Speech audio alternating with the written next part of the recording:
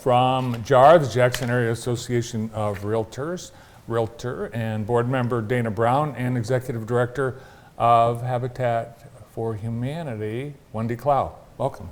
Thank you. Thank you for having us this morning.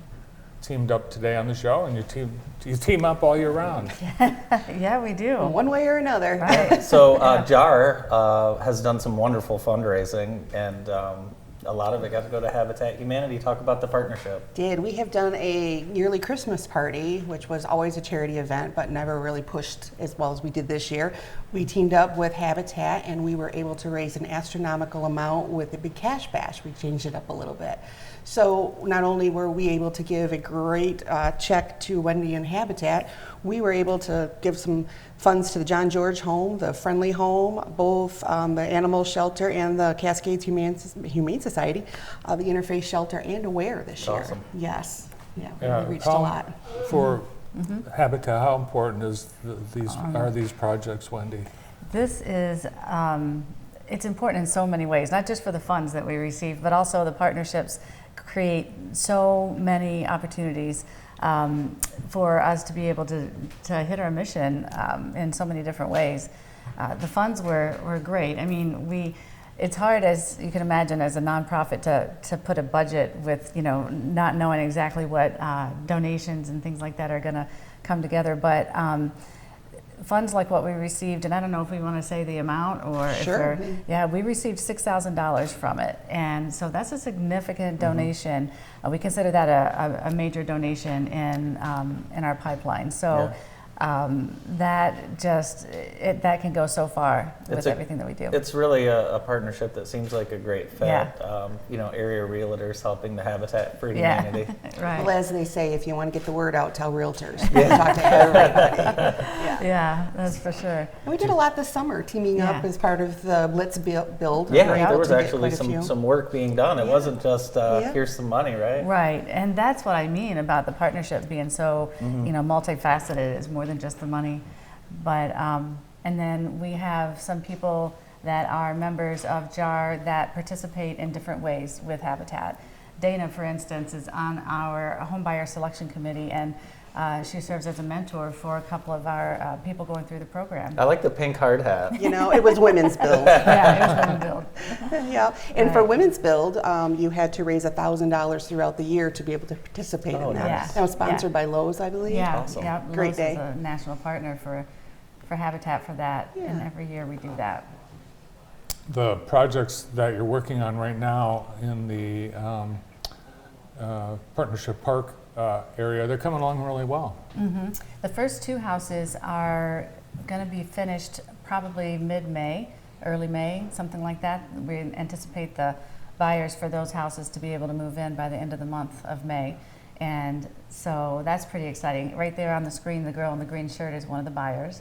Oh, that's cool. Yeah, and she was on site work. And then the guy that she's talking to is actually another buyer of one of the four houses on that.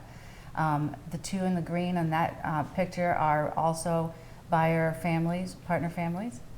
And so as you can see, they work alongside with our volunteers. That's so cool. How is the bid or buying process work? Yeah, so that's a great question, and it's something I love to talk about. But the process starts with the applicant going through financial counseling so that they can understand what it means to get a mortgage and what they have to do to get ready and those types of things. And then they get matched up with a house that's a good fit that we're building, and they start to help build their house, and they do other things in volunteer hours to be able to get ready to purchase their house. And then when the house is finished, we sell it to them for the appraised value with a mortgage that they can afford. That's awesome. And set them up for, and there's a couple of, this picture, I love this picture of these triplets. These are the kids that are going to be moving into the house that we're building on Hibbard.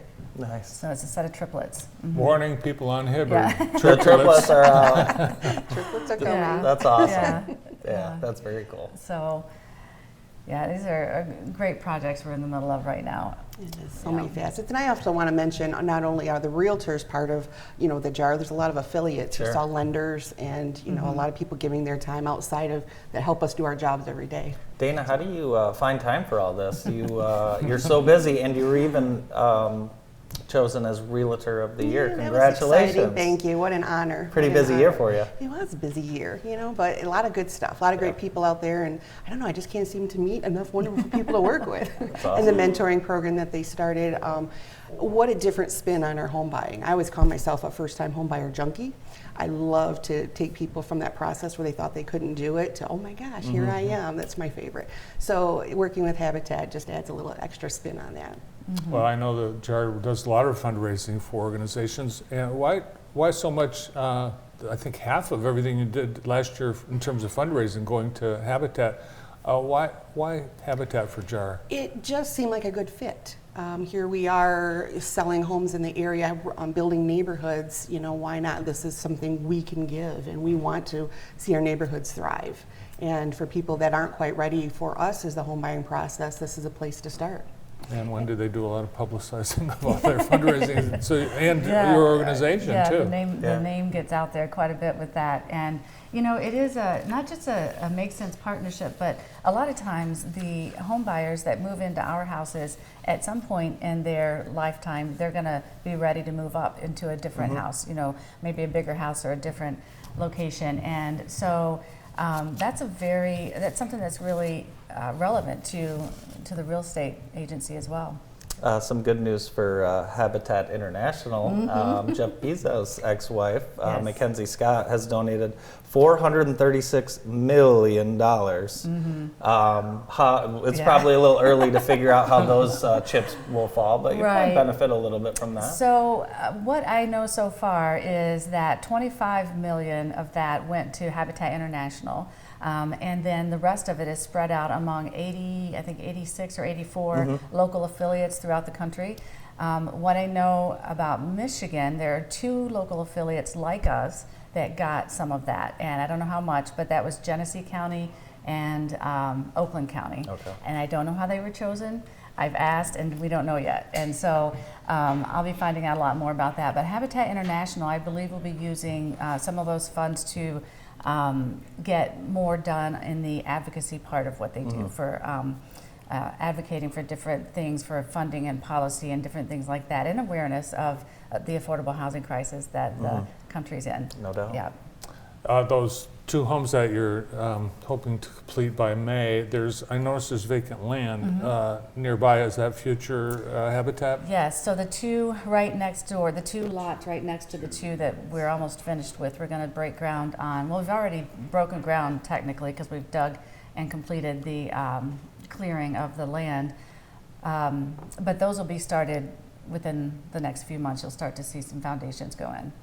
Are these single-family homes? They're single-family homes. This is the one on Hibbard that I was talking It's a about. good-sized house. Yeah. That's it looks big from the outside. It's about average for our square footage. It's about 1,400 square feet. And that was a house that we acquired from the city that was blighted and vacant for several years.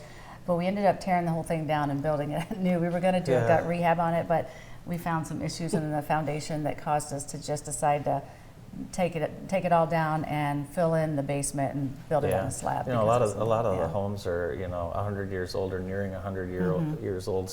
I assume that you guys have found a lot. Yeah. It is easy to just level it and start from scratch. Yeah, and if I could say one more thing about that, the one difference between why we chose to do that and any other investor.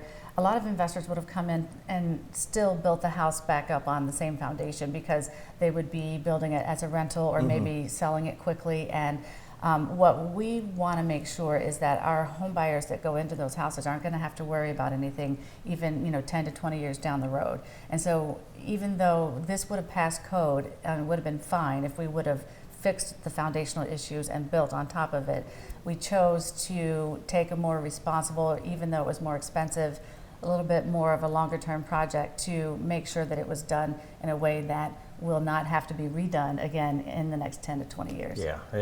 That way you don't get a call in 7 years saying you need a $20,000 lift up, right? Exactly. So, Never seen that. Yeah, right. Good to see you. Thank you for coming in. Thank you guys. having us this Congratulations. morning. Thanks for all that JAR's doing for Habitat and for the community. And congratulations once again. Thank you. Realtor of the Year. From JAR and ERA Reardon, Dana Brown, and Executive Director for Habitat for Humanity, Jackson Wendy Clow. I think you like to talk about golf on the show, I do. so I think we'll do that.